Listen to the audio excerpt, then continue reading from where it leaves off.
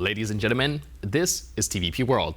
I'm your host Benjamin Lee, and welcome aboard the Eastern Express.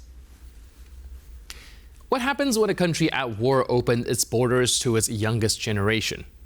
In Ukraine's case, nearly 100,000 young men have answered not the call to arms, but the call to leave. Ukraine's new freedom policy has created a painful paradox: more liberty, but fewer soldiers.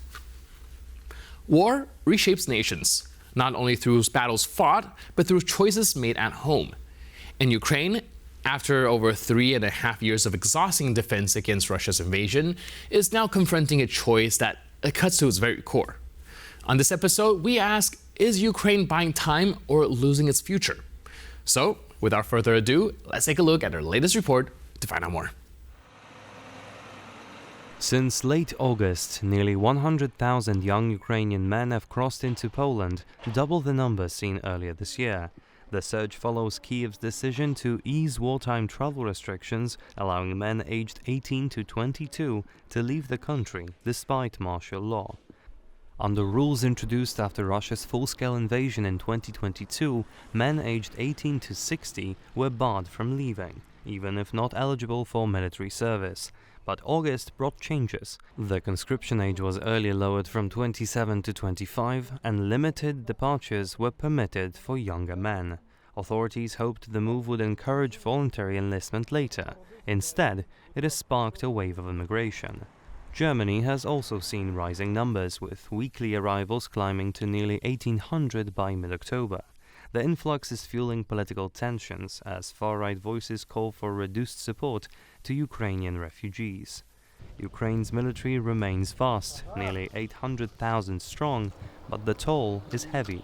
Up to 100,000 soldiers are estimated to have died since the war began. And now, let's zone in on the East planning portion of our show. Ukraine is in constant need to bolster its forces as voluntary enlistment wanes and the war demands broader mobilization. For this purpose, last year, Kyiv lowered mobilization age. In April last year, Ukrainian President Volodymyr Zelenskyy signed key legislation reshaping the country's mobilization policy. The age of mobilization has been lowered from 27 to 25, and the status of limitedly fit has been abolished. Now, conscripts are either fit or unfit for service. Under martial law, men aged 25, even without prior military experience, can be called up. The law also mandates re-examination of those previously deemed partially fit.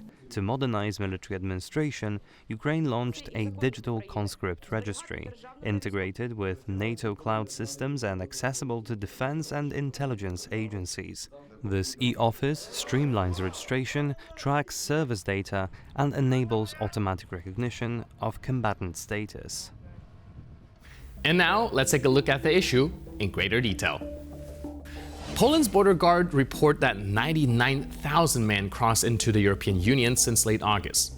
For a country already fighting with limited manpower, every bus ticket to Warsaw or Berlin might also be a bullet missing at the front. Though there is a quick caveat. Conscription into the Ukrainian army affects men from the age of 25, still a couple of years older than the oldest young men Kyiv is letting leave. When the full-scale war began in 2022, Ukraine imposed strict martial law. No man between 18 and 60 could leave, whether or not he was eligible for conscription. It was harsh, but it reflected a grim truth. Ukraine's survival depends on everyone staying put. By today, the country reflects a different reality. The front lines have stabilized in some areas, but the strain on soldiers has not. Tens of thousands have died, between 60 and 100,000 depending on the estimate, and hundreds of thousands more are injured or, frankly, exhausted.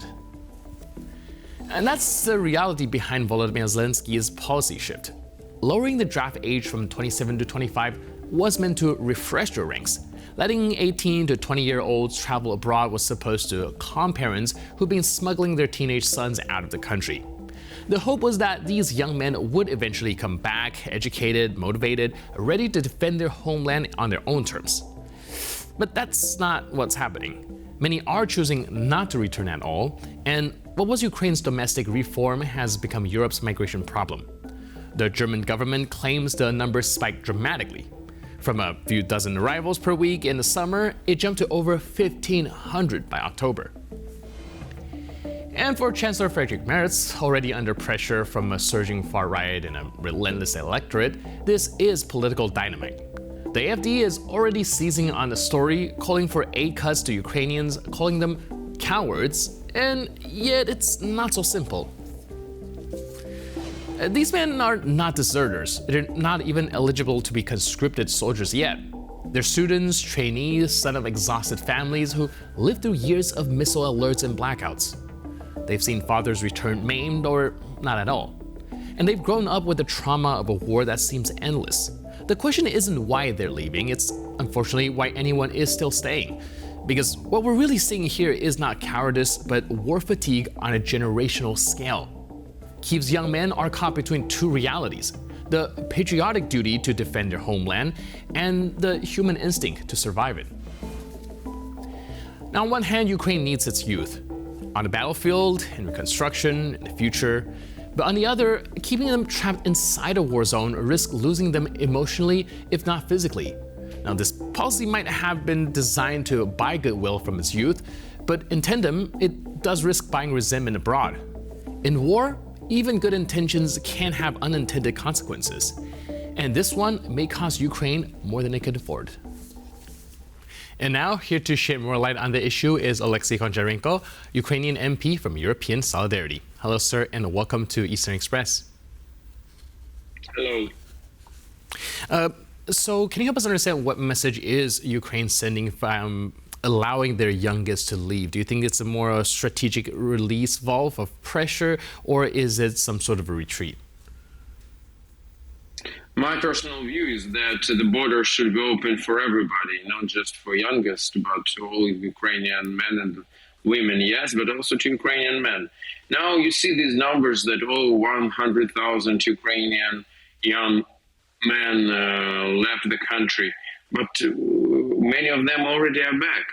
So they just came to see their relatives, as a tourists, maybe with other purposes. But they're back.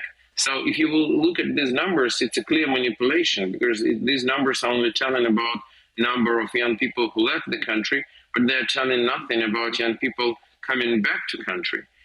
Also, don't forget that in Europe there is near 5 million Ukrainian refugees. Some of these boys who left Ukraine when they were 15, 16, 17 years old, at the beginning or after the full-scale invasion has started, these boys couldn't come back to Ukraine because of the ban on leaving the country, so they were not visiting their home country, their homes, their relatives for years because of this restriction. So that's why it's very good decision. And again, me personally, I think the border should be open absolutely for everybody. And that will mean just one thing, that Ukrainian people can move, can travel, and this is absolutely normal. Right, you mentioned a large number of Ukrainians leaving seems to be a manipulation of statistics. Can you help us understand what is the purpose behind portraying the narrative as such? I really don't know. I mean, maybe it's, a kind of a yellow press, or just to show all Ukrainians are running away from the country. It's the same was at the beginning of the full-scale invasion in 2022. It was said about hundreds of thousands, even millions of Ukrainians who left the country, and that was true. But also there were tens of thousands of Ukrainian men who came back to fight for country. And that was not widely shown and discussed. So I really don't know what is the purpose, but it's a clear manipulation. If you want to if you want to count how many young men left, at least you should say how many of them already came back. Because if they just left the country for several days, so what? What's the problem? Isn't there an argument to be made that given the choice, if some of these younger men are being drafted or have the potential of being drafted, they might want to leave the country and be more reluctant to return? Mobilization age in Ukraine is 25 years. So when young men aged 18, 19, 20, 21, 22 years, when they leave the country, it couldn't be because they are afraid of mobilization, because they can't be mobilized. Right. Is there another argument to be made that perhaps a lot of these young aspiring Ukrainians going to other countries to be a study or seek a career might cause a brain drain within the country in and of itself? Definitely, this is a big problem, but it's the same like young Polish people coming to United Kingdom or United States, young Ukrainians coming to other countries. But we are in 21st century, and the main thing is person. We are humanists, right? We believe in this or not. If yes, this is the right and choice of any person to live wherever this person wants to work, to study, wherever this person wants to. So the countries, the states, should compete for talented, bright young people. That is how it should happen. So we can't just keep them as slaves. Okay, you're our citizen, so you will be sitting here. I mean, it's crazy. We're not in medieval ages. We're not in even 20th century. It's already 21st century. All right, but on the other side of the coin, there's also the chance that these people going outside to study might bring back valuable experience and knowledge in rebuilding the country. How likely do you think that could be the case going forward? Absolutely. I mean, if you will take 100 young men or girls, it's no different, who are living in Ukraine today. Yes, part of them will never come back. I mean, maybe they will come back as a tourists to visit their relatives, but they will live their life abroad. This is reality. I don't know how many of them, I can't tell you numbers, but many of them. But many of them will come back. Some of them because they will be frustrated with what they found abroad, because there is no paradise in the world. Every place has its own plus and minuses. Some of them, really, as you are saying, will study abroad, will have new knowledges, new experience, and then they will come back to build their own life and to build the country where they were born. And these people will know with a clear motivation, with the knowledge, probably with some capital, with some finances, which they would earn abroad. That would be absolutely amazing help for Ukraine to be rebuilt, and that's how it happens. What Ukraine should do is to create here in Ukraine atmosphere and rules which will invite such people to come back, where they will be protected from any attacks, when they will feel themselves safe, where they will create families, where they will feel that they can build their businesses and so on and so on. This is a huge job, especially for Ukraine, especially in time of full-scale war, which is happening right now. But that's the only way. Right, and well, of course, the war also adds a lot of complication. I'm curious, how would you characterize the demography of Ukraine as right now, and how will it look like going forward? We have a catastrophe. We have catastrophic demography today in Ukraine.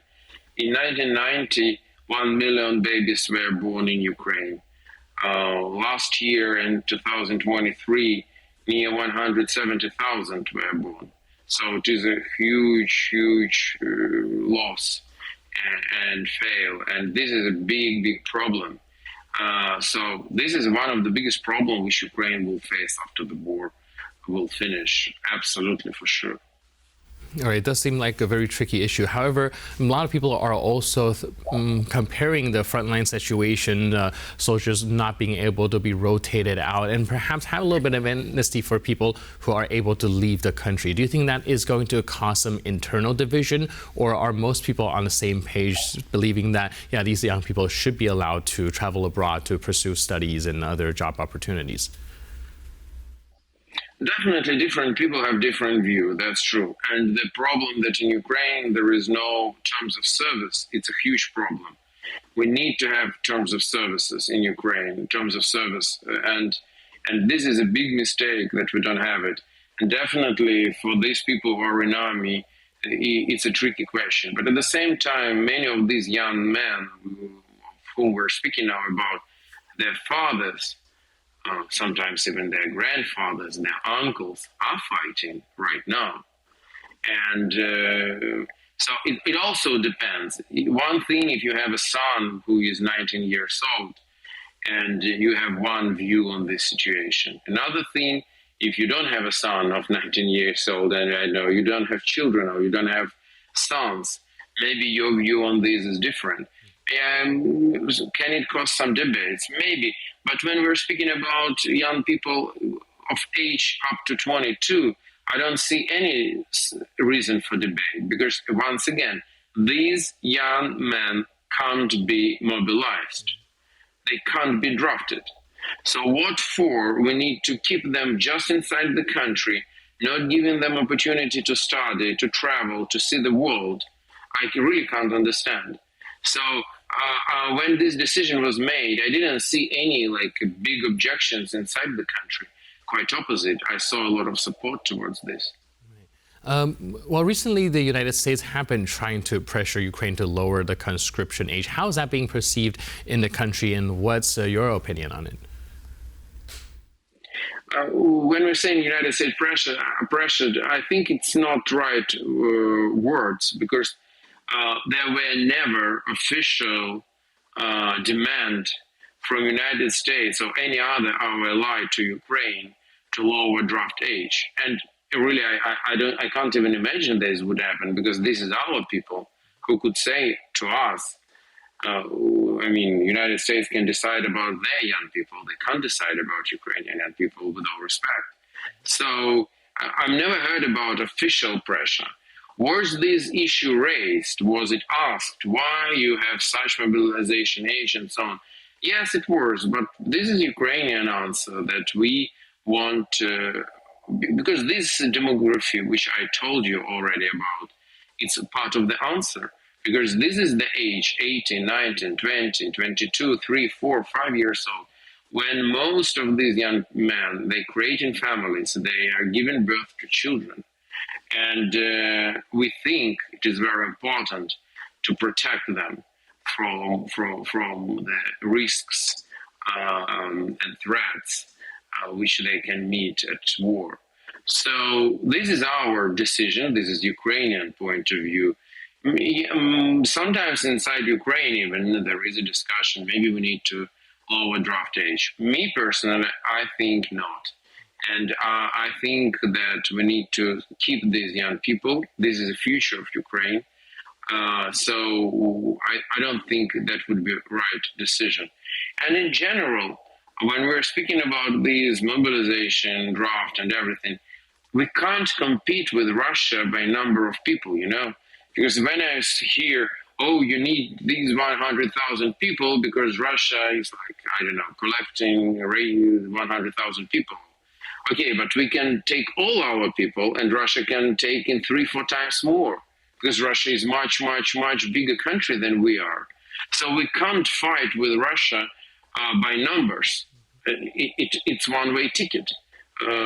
So our fight and our warfare should be completely different. Where Ukraine tried this different way, Ukraine was super successful. For example, in the Black Sea, where Ukraine, not having any military ships, not losing any sailors, destroyed more than 1/3 of Russian Black Sea fleet together with the crew. How? With sea drones, which was a complete innovation. So this is our way, because in other case we could try to build new ships, battleships, and to have crew on this, but we will fail. It was not a way, and Ukraine chose another direction and won. Unfortunately, when we're speaking about land fighting, sometimes we are doing something which is not very how to say this carefully, when the human life is not the most important. Sometimes I see such operations, and this is a shame. This shouldn't be our way, because We are very limited in people, and we need to protect them and to keep them alive as much as we can. You're right. The youth is vital for the survival of the future of a country as well. Thank you so much for your input and insight. Really appreciate it. Thank you very much.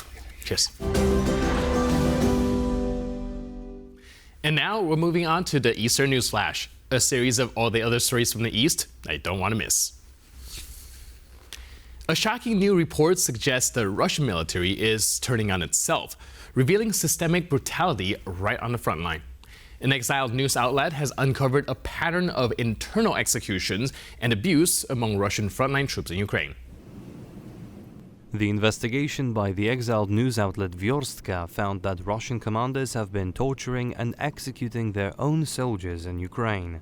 What began as simply punishing troops for being drunk or disobedient in the trenches has evolved into killings over money or personal conflicts. Vyorstka says it has collected hundreds of accounts of these executions and even identified 100 Russian servicemen accused of carrying them out. These alleged perpetrators are mostly platoon or battalion commanders. For some victims, the punishment was being sent on so-called meat assaults. Witnesses say that before these attacks, some officers would actually confiscate soldiers' bank cards and demand the PIN codes for their relatives. Russia's chief military prosecutor's office has received more than 12,000 complaints of abuse, but most have been ignored.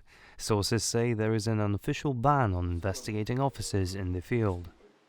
Vladimir Putin says boosting birth rates is a top priority, but experts warn the country is facing a deep demographic crisis. Russia's birth rate has dropped to one of the lowest levels in its modern history. The average woman is expected to have just 1.41 children, far below the number needed to keep the population stable. In 2024, the country saw a natural population decline of nearly 600,000 people. Only 1,220,000 babies were born, a number not seen since the late 1990s. The government is trying to reverse the trend with cash payments, housing support and campaigns promoting traditional family values. But experts say these efforts aren't enough, especially during wartime and economic hardship. Some regions have even introduced fines from promoting abortion or encouraging people not to have children. But critics argue these policies are more about appearances than real impact. And that's all on this episode of Eastern Express. But for more news, update, and commentary, please stay tuned to TVP World.